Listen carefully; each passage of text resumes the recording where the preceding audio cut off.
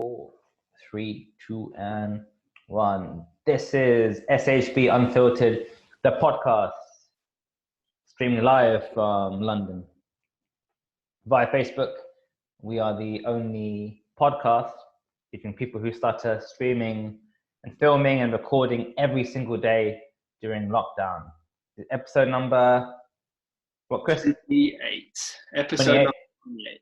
which means we have been streaming, podcasting for exactly 4 weeks now. 4 whole weeks, which is a fantastic achievement.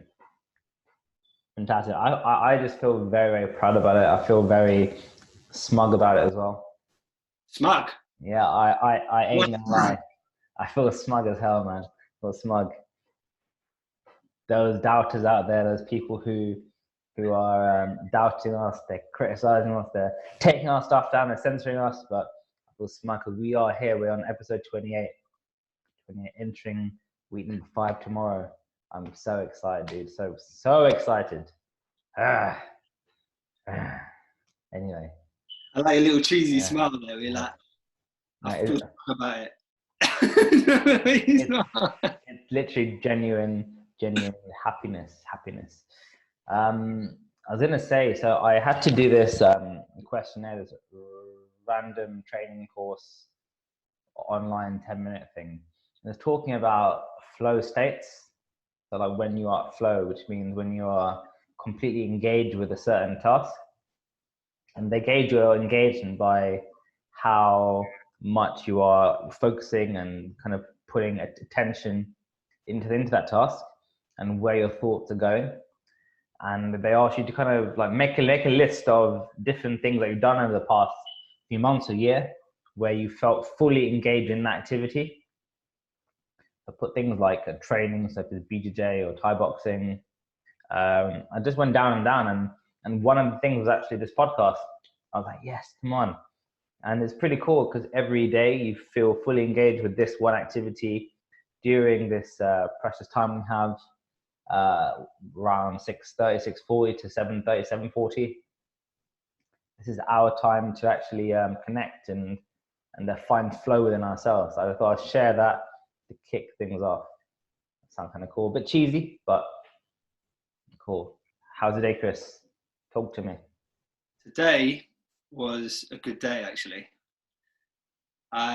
You'll be happy to know, Ruben, I have completed my 5K run. I have run 5K, donated £5 and nominated 5 people. So I'm part of that club now. You can get off of my back about it now. It is over. I have completed it. Sick.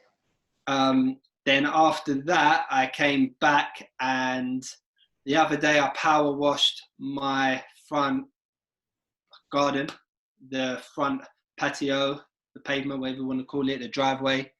And my neighbour, who's an elderly woman, answered the door to her carer. My mum was standing outside and said, "Oh, your driveway looks really nice and clean." And I offered we as a family offered for me to power wash her driveway. So I power washed her driveway today, which I felt really good about and she was really happy about. And then I had to do a little bit of work, and that is my day. Now we're here on this podcast. What about you, Ruben? Anything exciting apart from your flow form chart thing? That's pretty much the highlight. It's been really busy, especially with work and stuff. I had quite a few meetings and phone calls throughout the day. Some were completely unplanned, so put on the spot. To be honest, there were blocks, there were freezes, but just carried on, did what I needed to do, and got the job done. And that's what it's all about in the end, isn't it? Making sure that you are getting stuff done. Regardless. Yeah, and it can be easy to avoid the phone, but I was the one actually picking it up, making the phone calls, arranging some of the calls as well, because it's the most efficient way sometimes to get things done. The most efficient way, get everyone in the same conference call at the same time and just hastings out, done. Yeah, Character good. of a leader. Oh, Very, very tiring, but good. Go for it, dude. Leo's just mentioned on the feed that in my highlights of the day, I forgot to mention the awesome call that I had with him, the coaching call, Leo. It was awesome. And I believe that we are going to do another one tomorrow. So I look forward to it again tomorrow. I put Leo through his paces a little bit. I made him do something that he didn't really want to do, but he come out the other side a lot better for it. So it was good. Leo, you can comment, let people know what we've done. And yeah, it was cool. Very, very nice. That's very kind of you, Chris. Very kind of you. And that is actually what we do here. We coach, we bring people on board, we take them through our journey, and we walk along and help them through their journey. And we set them out to the world like a bird and watch them fly and achieve things, which is really, really cool. And help them to understand how to self-coach. So at the level that Leo's at, it's not about dictating to him. It's not about telling him, do this and do that. It's about saying, okay, you're coming to me with this issue. What do you think? Then allow them to tell you. And usually 9 times out of 10, they're right. They know what action to take, but they just need that little extra push. But it's about getting them to that point that they no longer need that push. And that's what the journey's about. Well said, Chris. Well said. Conveniently, it does take us on to kind of the main theme of today, which is, I roughly called it support groups, webinars, what to expect. However, this could literally go in any direction. So best place to start with, I guess, for you, Chris, to tell everyone what's happening tomorrow at 8 a.m. GMT. Okay, Saturday, 8 a.m. is happening tomorrow, but it will be happening every Saturday whilst we're in lockdown anyway, something that we're potentially going to carry on with. But tomorrow, we have a live webinar Q&A with myself, Ruben, and Ao, where people are able to ask us any question about stuttering, how to deal with it, any challenges they face and what to do. Any question around stuttering, the founders of Stop Holding Back are there to answer your questions. Tomorrow at 8 a.m. Greenwich Mean Time. Greenwich Mean Time. And it's at 8 a.m. because he's got to wake up and be there. You don't have any excuse to not be there. The bed is an excuse, but that should not be an excuse. If you have plans, spending time with people in your house, they're going to be asleep, which is why we chose 8 a.m. And we do have people that join in from Asia. So that time then is convenient for them. So you guys in London or other European countries, don't be lazy, man. Just wake up. Come on. Don't hold back, because we're going to be there. I'm going to be up from 6 o'clock, because that's how it is. That's life. You get things done in the morning, enjoy the rest of your day. Be there.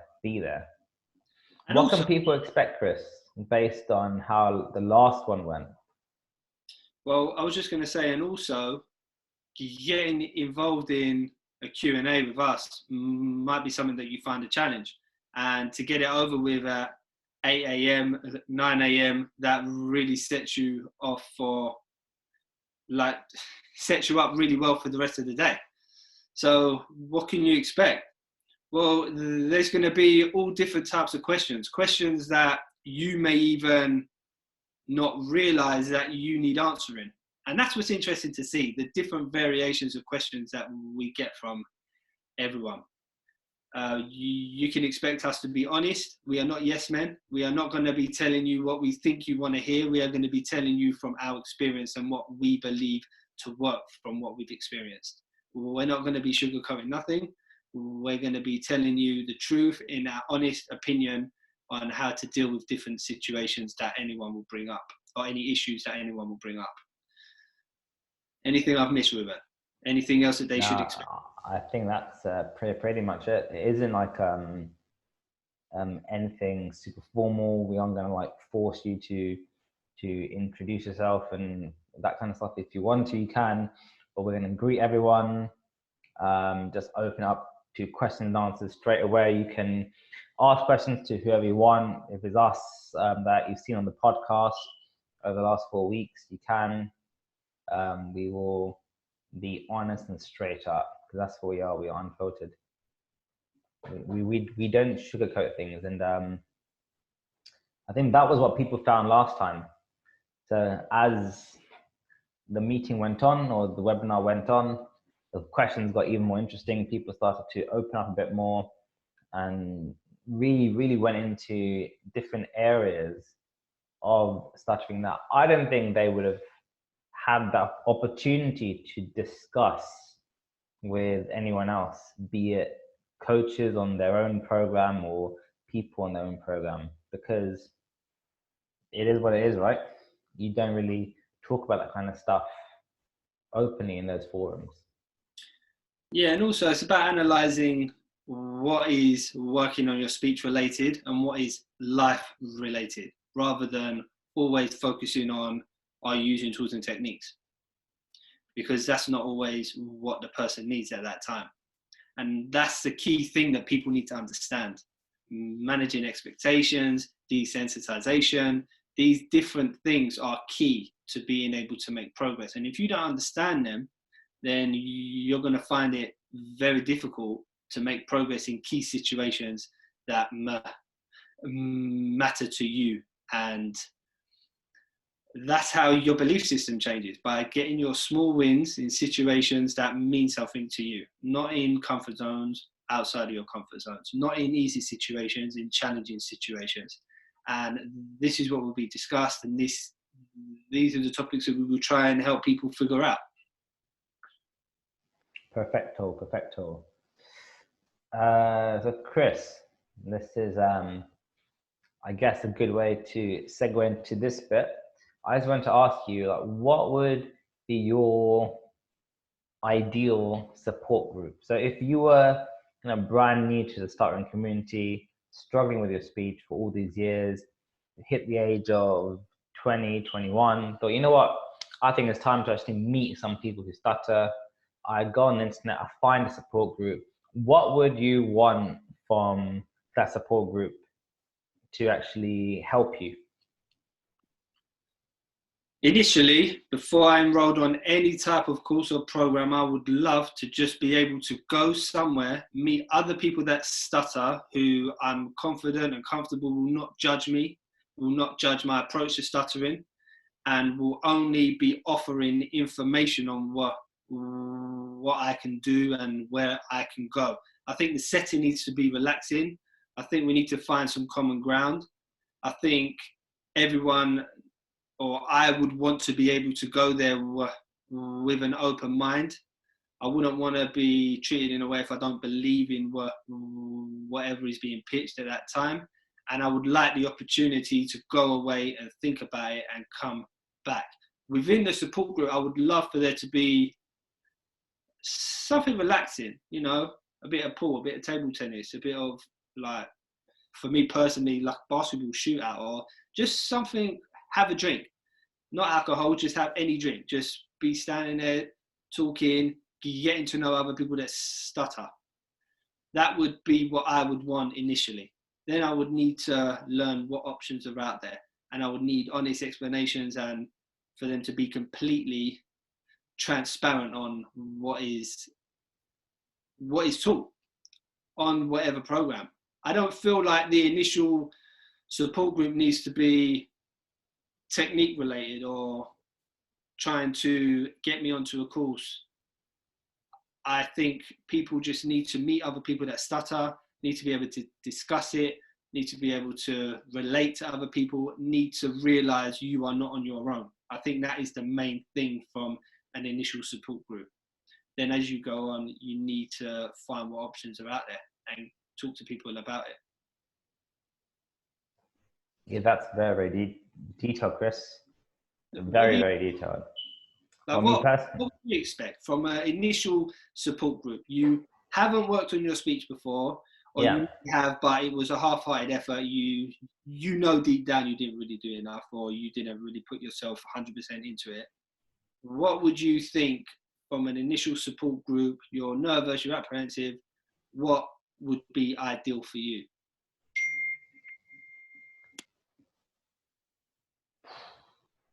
Very, very good question, Chris. I think an environment where people would be brutally honest and would be looking to kind of improve themselves, improve their speech and challenge themselves.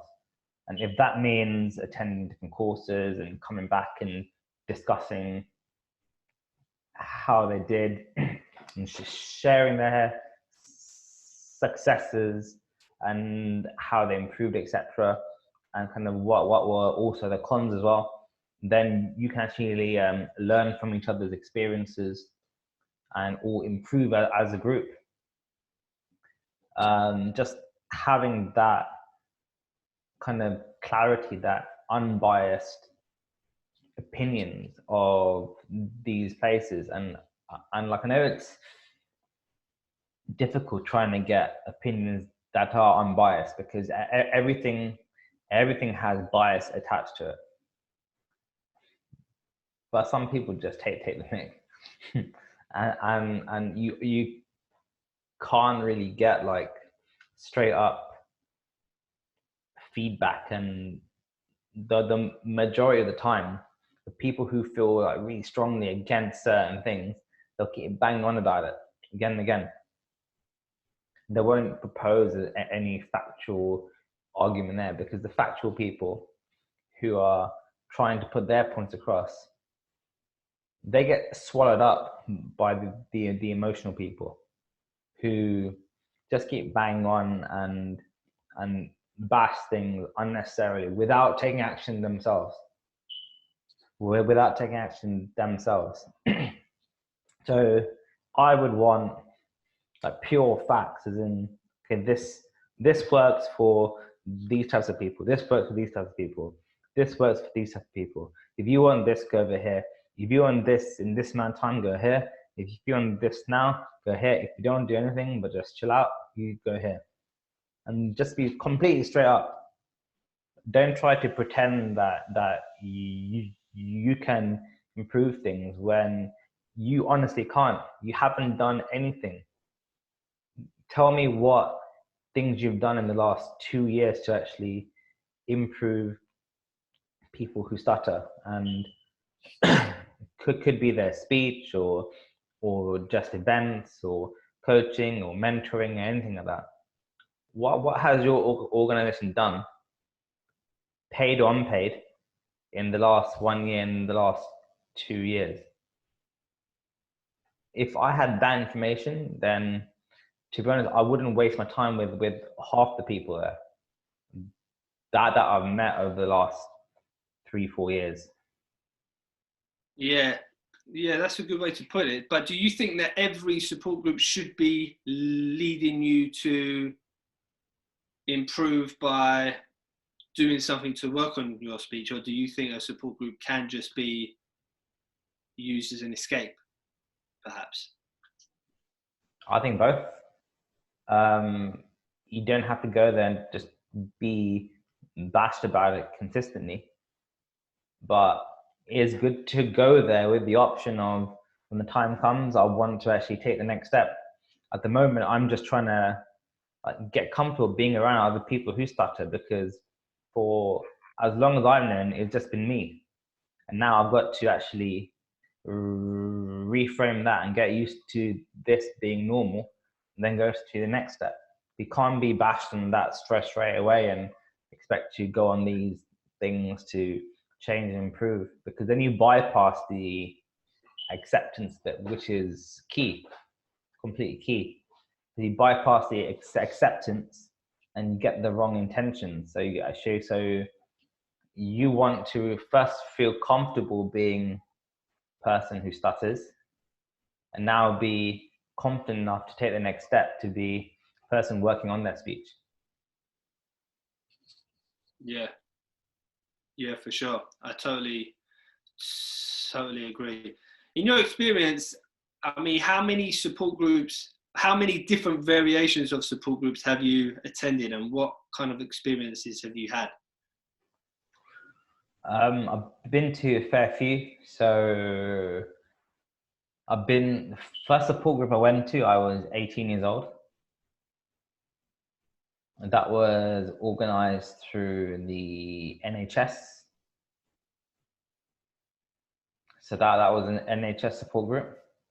What, just general NHS? It wasn't part of a certain program, or it wasn't affiliated with anything. It was just a national health service. No, this was through my then NHS speech and language therapist. And I was one of the youngest people there. There were two of us there who were teenagers, and the rest were just kind of older people, but who we couldn't really relate to properly. There was one young guy, and I just felt so sorry for him because he could not get a single word out for that entire meeting. It's completely repetitive blocks and stuff, and I was thinking, man, like so I like block and freeze and everything, but I can still push through these blocks and actually get to the end of sentences. This guy couldn't even do that, and I just felt so I just felt for him because you could tell there's going to be so much untapped potential. Yeah, there's a person there that isn't going to be kind of living life to the fullest and actually following their purposes and passions. That they will, just by design, always be on the sidelines. Yeah, and also at the same time, people perhaps may dismiss him because they do not know the real him, because he can't allow them to get to know the real him. And I think that's just as bad as missing out on opportunities or fulfilling your potential. Because other people sometimes, if we look at other people in the world, other people recognize people's potential and put them in certain situations to fulfill whatever it is they want. Perhaps they recommend you for a job, they recommend you for this, or they suggest this because they know you're capable of it.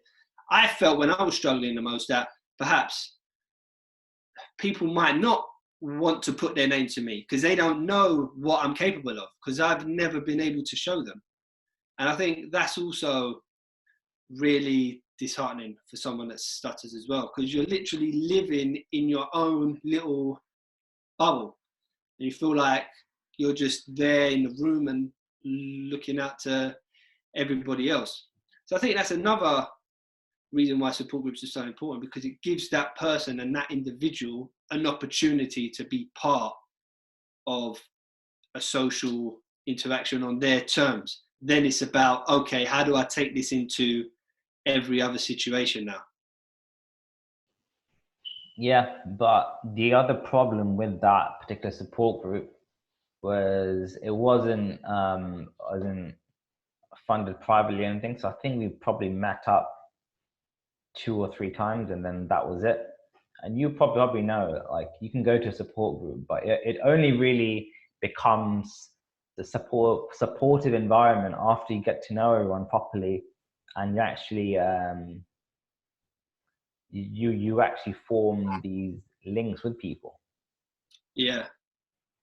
It's like anything, isn't it? It's like, I remember playing 11-a-side Sunday League football. When that new person comes to the team and he's on your team, his presence ain't really there yet. You don't really want to pass him the ball. You don't know what he's capable of. You don't know who he is, right? And I think it takes time for them to get integrated into the team. Some people can do it quicker than others. Some people, and I feel like it's the same with support groups. It's got to be regular. You've got to get to know everyone. Everyone has to get to know you, so you're part of that. Yeah. And if I'm being honest as well, like I can't, it was quite a strange environment at the time, and leaving that, I couldn't really, then if I'm met 2 or 3 of the people from that group weeks afterwards, or especially now as well, I would not be able to recognize them because imagine when you're having these conversations in the group and no one's making eye contact with each other for various reasons and stuff. It isn't like it wasn't like it wasn't the best experience. It could have been a lot better, but it did open my eyes to the fact that other people started, which was a positive thing out of it. But yeah, that was one experience, my first experience. Second was when I started getting involved with various groups within the stuttering community, M program, the BS people, and all that kind of stuff. So you probably know like exactly like how those groups act and the way people are, like they are good people, etc. But the vibe is very different. Some are more geared towards intervention, others more acceptance, and then you get a whole spectrum of people on that line. Some are like completely interventionist, so every block you have, you get clamped. The other way, complete acceptance. So any mention of any improvement, like I think randomly at one event, Aya was talking to someone from the BS group, and I think he mentioned he has to improve some of his articulation and just his slang and stuff. And he said he was thinking about doing elocution lessons, and the person just said to him, "Oh, like how come you want to do that? You sound just fine." But there's me thinking, like elocution is like massive for any person like seeking to go into public speaking or facing cameras and stuff. That was what I was doing for 10 years during my childhood. That helped me a lot. That's what David Beckham did. That's how he became really confident in front of the camera. And just any mention of improving public speaking or just communication skills, it gets seen as some kind of attack on stuttering. Yeah. And it gets really weird. Yeah, but I think they misunderstood his intentions. I feel like they don't want you to improve to cater to other people, but that's not what you're improving for. You're improving for you, so you can live life more comfortably on your terms. Or that's why I wanted to improve. I didn't have time to try and convince the other 99% of the population that stuttering's fine. I wanted to be able to order my drink at a restaurant. I wanted to be able to talk at work. I wanted to be able to progress. And I think that that's where the criticism can come in, because it's instantly assumed that you want to improve to be like everybody else, and you should accept the fact that you have a stutter. Okay, but what am I accepting here? Am I accepting that I'm going to have a life of misery, a life of avoidance, a life of a job that I don't really like? Well, I'm not prepared to accept that. So I will accept I have a stutter, but I accept that I believe I can do something about this and I can make improvements. That's just the stance that I came from, and perhaps that's the stance that they thought Aya was coming from, the stance trying to cater to other people, not for himself, perhaps. Thing is, in the context of the conversation at that time, it wasn't really about stuttering specific as well, because I think he was kind of saying a bit of slang and mispronouncing a few things, which isn't linked to his stutter, just the fact that he's from Chingford, and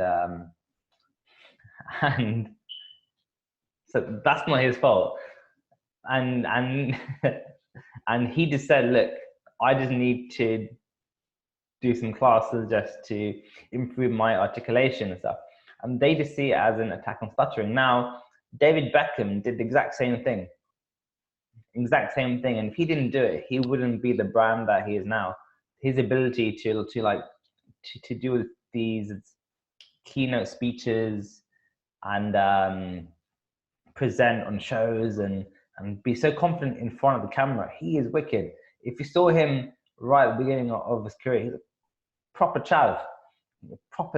But look at him now, like, because him and Victoria knew at that time, they had to go through that process to make it big in America.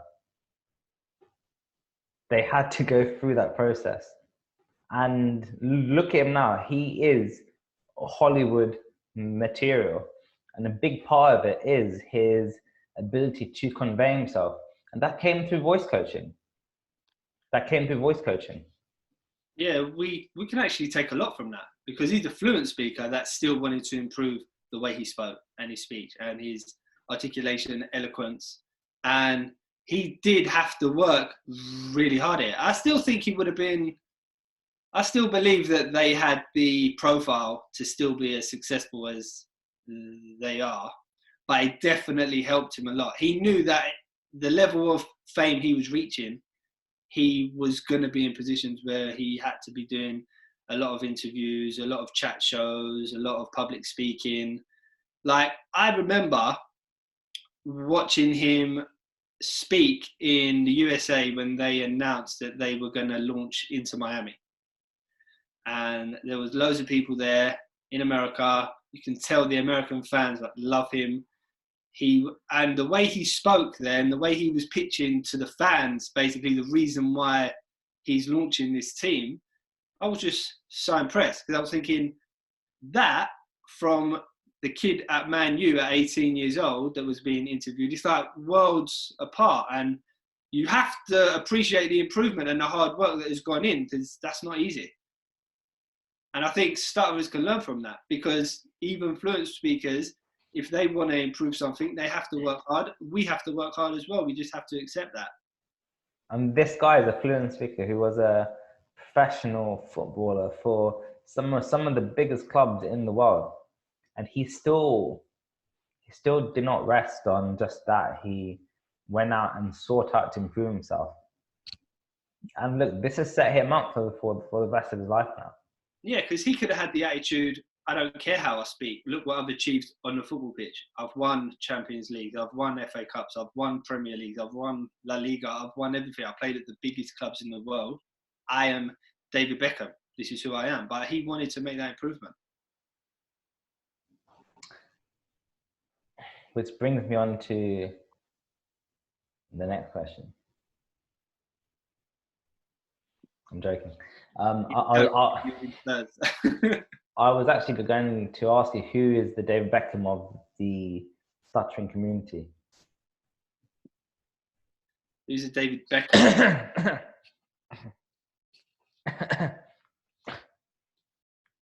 I'm here. Right. Thank you very much. Thank you. No, but to be honest, it can't be me. I'm a left-footed footballer. Oh. Well, I'm a right-footed footballer, so I could potentially be the David Beckham of the stuttering community. It's just not a very good right foot. That's the problem. I've got a wicked left foot. Left foot. Yeah. I kid you not, once I scored a goal directly from a corner. Back post. Okay. Very, very, very good then. Goal once, straight into the top corner. And then that was actually the winning goal in that game. The funny thing was, I tried the same thing again 10 minutes later. It just went straight off the pitch. Yeah. No, but by that point, I had already done the damage. Scored directly from a corner. Are you still playing? Are you still playing Sunday League football? Well, I didn't play for a team this season because I had quite a few things on the weekends and stuff. I did play a few games for a team in pre-season. But to be honest, like, even if I did, with the virus up and about, a season would have been over in March, right? Yeah. So it isn't a massive loss, but I will be trialing again in the summer. For who? Looking out for a new team. Perfect, Ruben. Perfect. Walked straight into it. Brilliant. Just to announce Oh, no. that... I'm not Greek, sorry. I can't play for the team. No, there's no need to be Greek with this one as well. So it's perfect. I have just become a new committee member of a newly established Sunday League football team. We will be playing in the Edmonton District Football League, District County League. It's a league that we used to play in a few years ago, and we're called Old FC because it's One Last Dance FC. It's the last time. So Chris wants to play, Max wants to play. I'm in two minds whether I want to play, but I'm definitely a part of the team and on the committee. We are looking for some really good left-footed players, Ruben. So I will find out when trials are, and I will count you in. No problem. Dude. Well volunteered. Ruben does not trial. Yeah. Ruben does not trial. I am Zlatan. I do not do auditions. I am Ruben. I do not trial. Okay, well. But seriously, where will your home games be? Because I'm in Croydon, right? And I did spend, I think, a season and a bit playing for a team in Hackney Marshes, and so much fun, but absolute mission. Yeah, see, it's not too far from there, but it's still a mission from Croydon. But everywhere's a mission from Croydon. Yeah, which is why I'm trying to find a team in Croydon. Yeah, but listen, the red carpet will be laid out for you, Ruben. What I'll do, I will join on like a pay-as-you-play basis. What I do is I will give you a piece of paper with tokens. So anytime you need me, you can activate a token, and I'll be there. And I'll charge you a good price as well. Oh, you'll charge us? Yeah. I laugh if you come and you're the worst player on the pitch. I will be cussing you forever. What's the wage structure? Pay to play? Yeah. What's the wage structure at your club? The wage structure is people actually have to pay to play because we're skint. What kind of football club is this? I'm working on a sponsor. What kind of football club is this? It's a newly established Sunday League football team, Ruben. You know how it is. You know how difficult it is and how much money you need to run a club. We're working on it. It's early days. True. I do appreciate that. People do not know, but I spent a few years as a chairman of a football club. So you will know how difficult it is to run. Yeah, proper. It's not easy. Yeah. And how much it costs you to run. You've got to pay for refs, the pitch, league fees. Every time someone gets a yellow card, which unfortunately with the type of players that we may be having, that could happen quite often. So you have to pay £10 every yellow card you get. That'll cost us about between £30 to £50 a week. Dude, like being chairman of the kids club can be one of the worst things, because for you is different. You're going to be chasing players for their their fees, their dues. We are chasing parents, and some of these parents, they do not want to pay. They do not want to pay, and some really take the mick. Yeah, and I can imagine the parents of the kids that you always start on the bench never want to pay either. But you know as well, when you get to that point, when it comes to like a Friday, Saturday, and you're scrambling around for players, you have to play them, or you're going to be players short. Yeah, it puts you in a very, very awkward situation. Very awkward situation. But did you enjoy it though, or did it just become the biggest chore of your life and you hated it? I was wicked, man. Wicked. Yeah, it's so much fun. Very stressful at times. Looking back, great experience. Yeah. And me and the friend who were running the club together, he's a proper joker as well.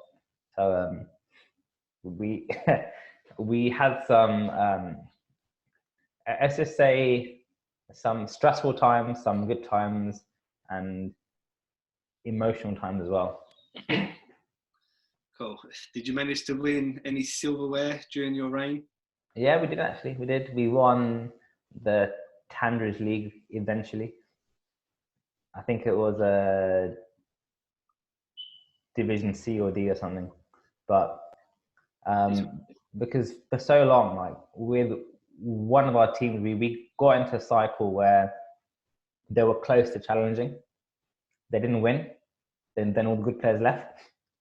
Then the following season, we were just trying to stay afloat and get through games really, and the coach and just try to improve them. Then got players in, challenge the next year, close, didn't do it, people left again.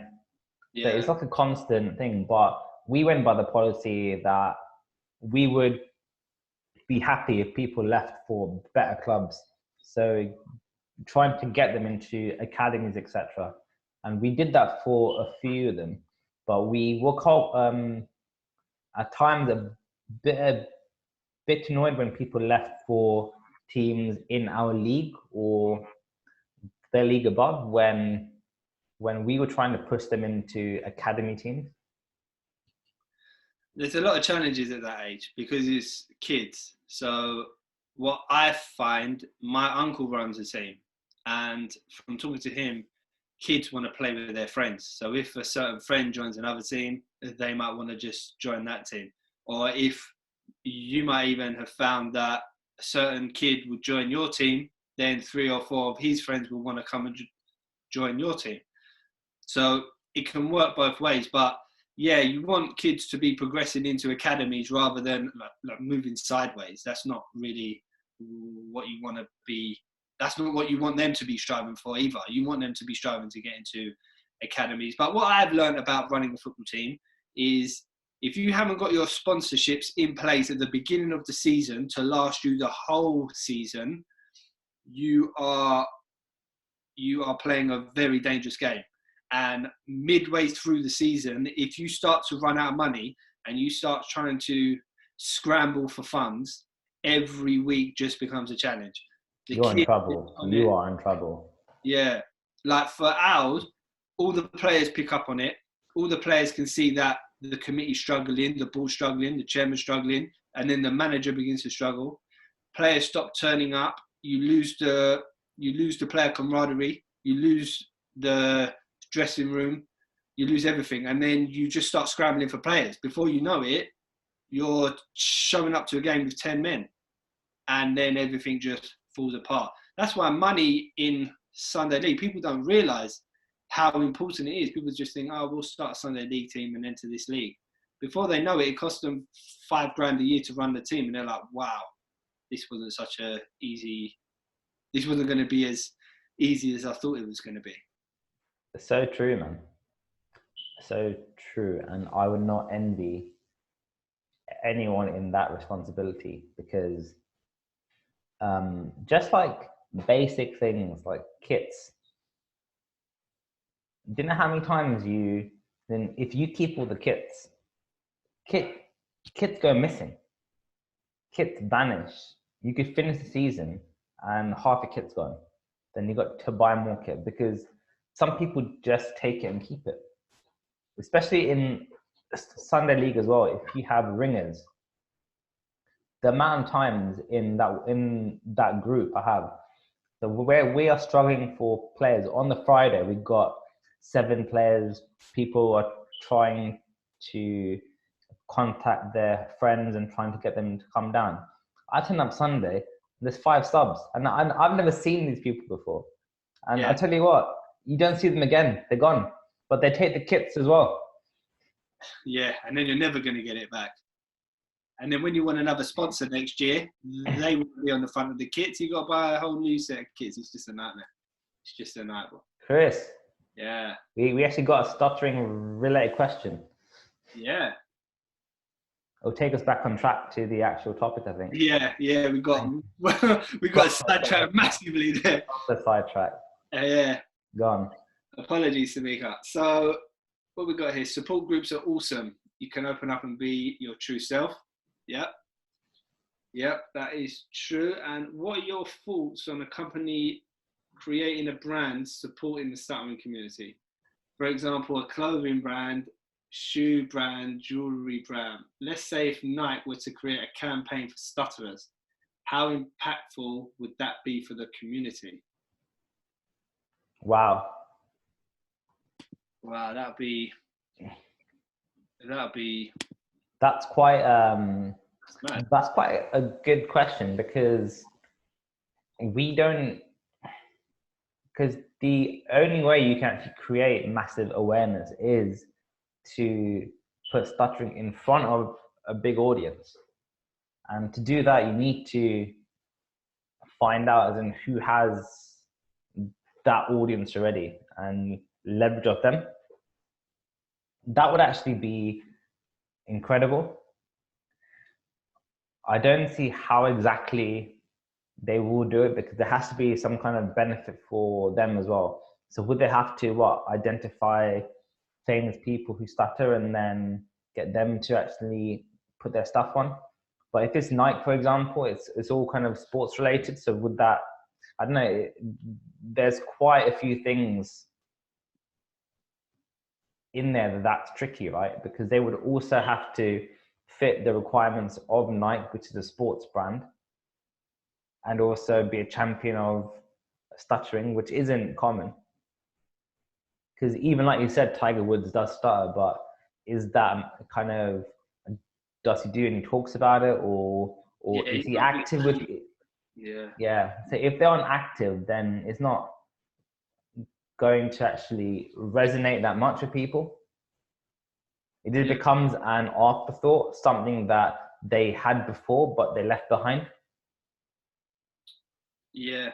What I've got in my mind after what you've just said, Ruben, is I can imagine Nike releasing a campaign, and they could even use the football team as an example. And a new kid comes along with a stutter and he struggles to get in, and it could be like, include him, or it could be like, you're all the same, or something along that lines. But it would just be a sports ad with a child that stuttered, and then he's still stuttering as an adult and he's successful in his sport, or something along those lines. That's just the first thing that's come to my mind. I think. But when you say that, the first thing that comes into my mind is the stuttering community. They're going to backlash and say that person is an actor. That's not real. That's not how it is. And then someone's always going to come up with something. Someone's always going to criticize, no matter what you do. Someone will criticize, but it's about creating awareness, right? That's what the aim of it is. So if more people are aware of what a stutter is as a result of the campaign, regardless of if it's from an actor or not, like look how much the King's Speech movie did for stuttering. Look how many more people were aware of what a stutter was because of that movie.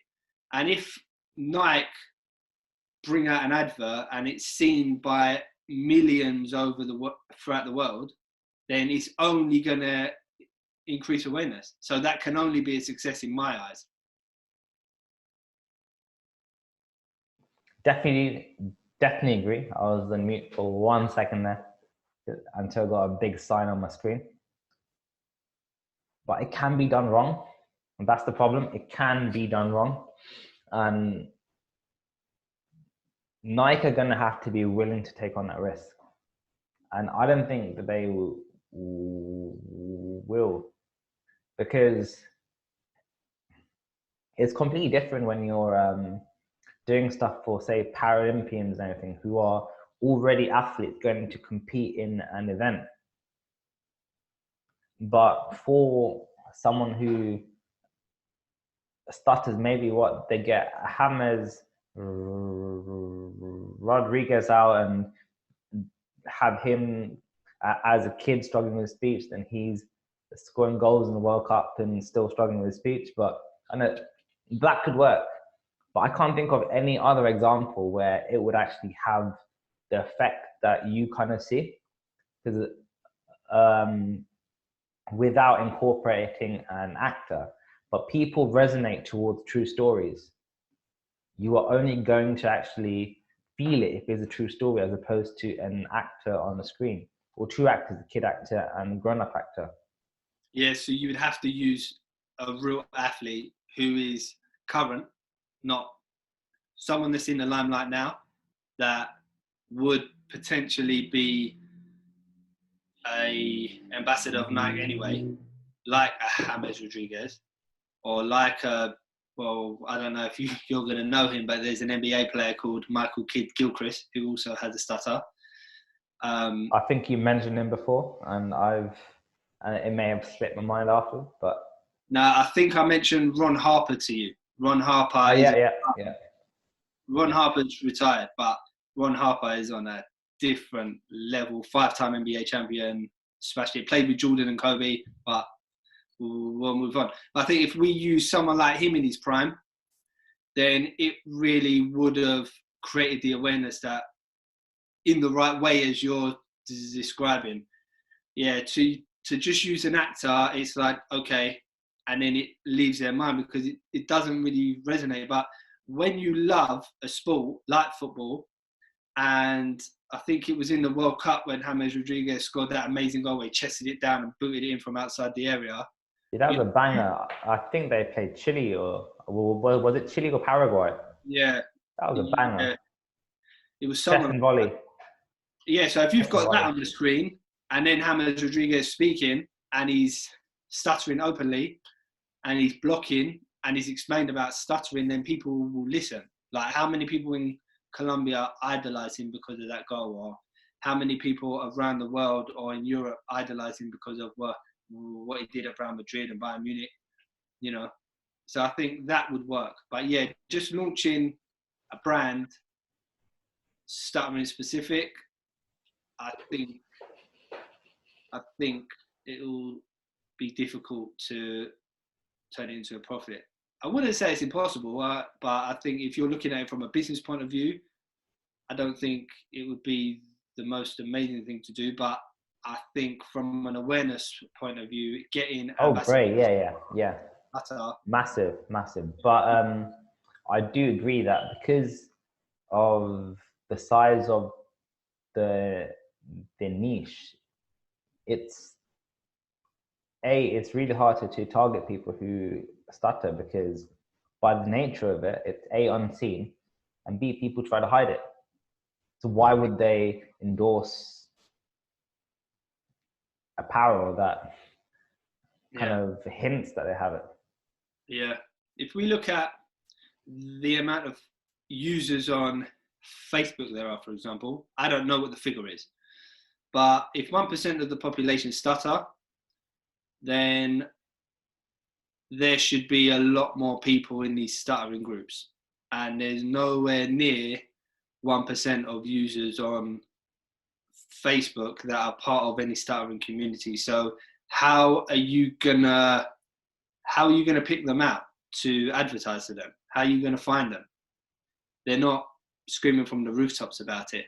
So you're relying on people knowing people that have a stutter to recommend it, potentially. I don't really know. It would be very difficult to target stuttering specific. I wouldn't even do that, because how would you feel like, say, back in the past, if you got a friend or family who went into a shop and saw something cool, but it was like a stuttering based brand, and they say, "Hey Chris, you should buy this top. It's like got stutter on it." Yeah. How do you feel? As in, I wouldn't like that, especially at that age. So you kind of have to target the mainstream, like do it backwards. Yeah, well, you don't have go to after like awareness anyway. Yeah, like make it look really cool and target the mainstream. Don't think I'm going to look for people who start. Just target the mainstream. Then, if along the way people who start to buy it and get in contact with you, get them to endorse it, etc. And then you can put stories on the back of it and do it backwards. There you go. There you go. See? That's our take on that. Mate, we smashed it. Before we finish off, just want to remind anyone, if you've got any questions, the webinar's tomorrow. Come. That's it. Because you get to speak with us directly, probe our thoughts, ask us how Chris's Sunday League football team is going. Yeah. If you're curious. Yeah, but seriously, last time was really, really good. The people, feedback, and great way to start the day, great way to start the weekend. While everyone else is asleep, you are practicing a speech, asking impactful questions, connecting with a wonderful community, connecting with people, following their purpose, that will inject energy into your weekend, into your life. That is what we do. And this is why we do it. So please, please, please click on the links, join, because you will not regret it. And if anyone is worried about, maybe shy or don't want to publicize that they're there, you just come, put a blank picture on, we can just hear your voice, we can edit you out of any pictures or whatever. It's okay, complete privacy. We respect it all. So please, please, please don't hold back, because we aren't. And been working on the podcast website. It's looking good. Just all this tech stuff is a bit tricky, and we have a backlog of 28 episodes because, Chris, we keep recording podcast episodes. That's what's slowing it down. But it's a good problem, isn't it? It's a really good problem to have. The more we make, the more difficult it is, and the more there is to upload on the podcast. But exactly, that means it's going to be a lot of material on there, a lot of useful stuff, and there's a lot of useless stuff as well. yeah, like talking about our Sunday League football teams and the challenges of that. No, you're gonna have like loads of people turn up at your trials as well. Watch. Yeah, well, this podcast. Hopefully, yeah. There'll be a link for that soon in the chat. Yeah, but on a more serious note, the link for the webinar is in the comments now on this video feed. So use that link to enroll and register your question, and you will receive the link to the webinar after you've submitted it.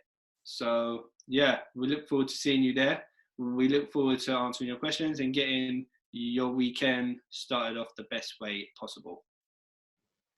Please join. The link will also be available on the subsequent YouTube video posts for this podcast and the last 3 or 4, I believe. So you can go there right now.